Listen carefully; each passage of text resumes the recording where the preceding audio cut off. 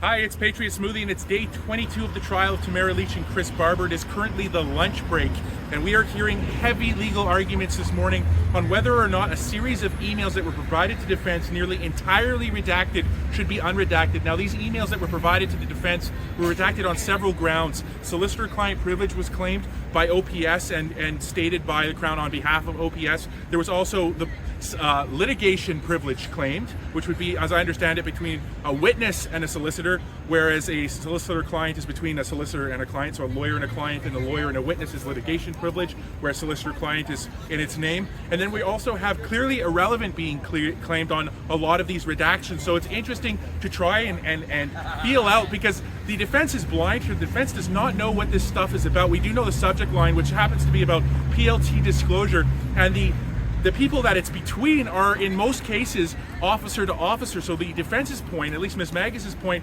towards the break there, was how can there be solicitor-client claimed when it's communication between two officers? Further, if the issue of solicitor-client is based on advice from the Crown, what could be said with that? Because if the advice from the Crown is misinterpreted by these police witnesses in the solicitor-client alleged relationship being claimed here, with this privilege being claimed on these redactions, then maybe that goes to the credibility of the witnesses. There's a lot of heavy legal arguments being laid out in court. Most of the morning was spent by Mr. Granger for Tamara Lich, making legal arguments on O'Connor, on Stinchcombe, on all these different citations for why he's trying to say that the court, why the defense's position is that the court should unredact this material and provide it to the witness in its entirety, which is very interesting. We don't know where this is going to go, but from what I'm interpreting from the justice this morning, Justice Heather Perkins-McVey, is that she may be leaning towards allowing this material to be seen in its entirety by the defense.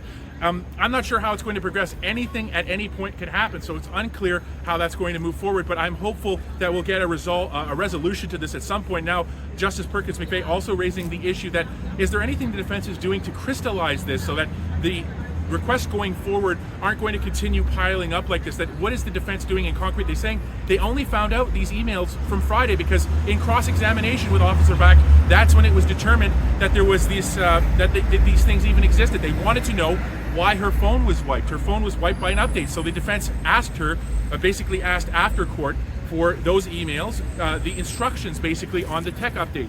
What instructions were given and what steps were taken by Officer Bach to update her phone, as she claims she had to. She claims an update to her phone wiped the evidence out, wiped it all out. The only reason we have the text messages is because they were recovered from Chris Barber's phone. So the defense wanted to know, upon learning that on cross-examination, this was not disclosed to the defense in any way, that this phone was wiped, that Officer Bach's phone was wiped, and she's the main police contact between Chris Barber and the police. So they wanted to know, what instructions did OPS give you to wipe your phone, and what did you do to preserve the evidence on it? And in response to that, they were given this 5 series of emails, as I now understand it to be one document being the instructions on the update, and then a series, I believe, of 4 emails on the issue of PLT disclosure in general that were provided to defense by police and by Crown, and with these huge redactions on it, basically entirely worthless. The papers, there's nothing visible on them. It's nothing but black bars and black lines. Everything's blacked out.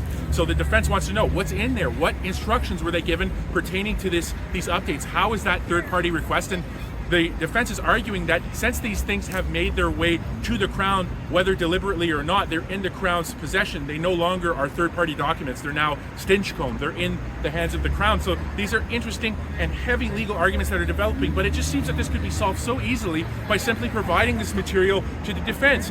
What was the police officers told in regards to this urgent update that we now know wiped 2 officers' phones? That's OPS Police Liaison Team Officer Isabel Sear and OPS Police Liaison Team Officer Nicole Bach.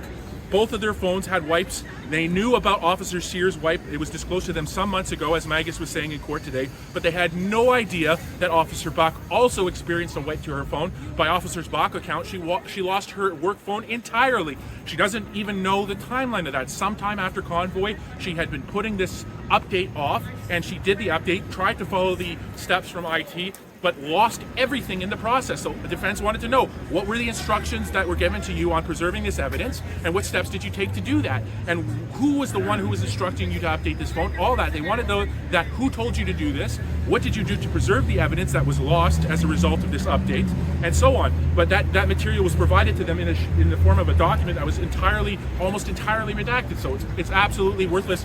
on its value as evidence, because like, what is it?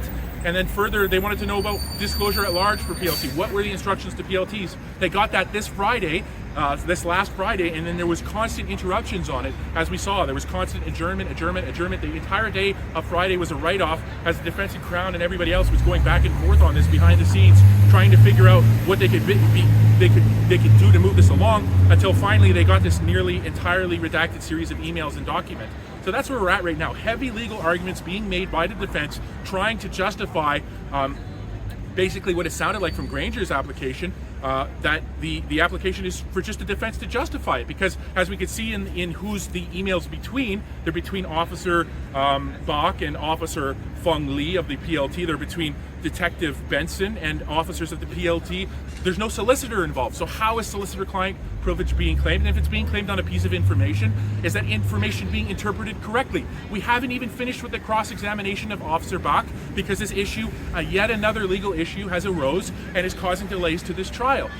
We're not getting to a timely resolution here. We're not addressing the issues that are actually being accused. The charges against Tamara Lich and Chris Barber are mischief, counseling intimidation, so on and so forth. We're not getting to any of that. We're spending all of our time on these legal issues that are just constantly evolving, as it seems every other day there's a disclosure issue where something that the defense previously didn't know about comes up, and then there is a back and forth, an extended back and forth between the Crown and the defense about getting it.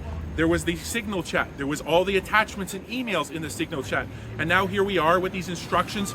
Now we have Officer Bach with her phone being wiped, her police work phone being wiped. We don't know why, we don't know how. We want the defense wants the instructions on that, and then here they get a fully redacted paper on instructions on how she was told to go about that. But we don't know what she was told because it's all redacted. And then we have emails on instructions given to all PLT about their disclosure, and we don't know what those say because they're redacted. And now the defense has to go through these hoops to try and get that, to try and get the facts, try and get the information disclosed to them so they can actually have a case and defend their client here in court.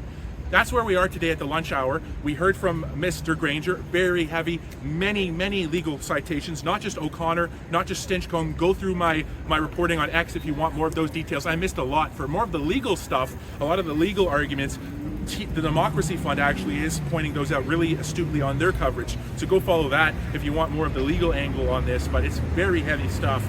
And Magus just basically putting it all out there, laying it bare. We have communication between multiple police officers. Many of them are witnesses, including potential witnesses like Sergeant Feng Li, who the defense indicated is a potential witness, especially at this point with all the stuff going on. We have communication between police witnesses that's being claimed as solicitor-client privilege and therefore almost entirely redacted.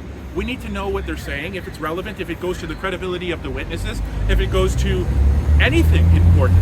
This is going to relevance, not to privacy. That's another big argument in defense, that unredacting this goes to relevance and not to privacy issues like phone numbers or addresses. From Ottawa, I'm Patriot Smoothie. I'll keep you tuned throughout the day.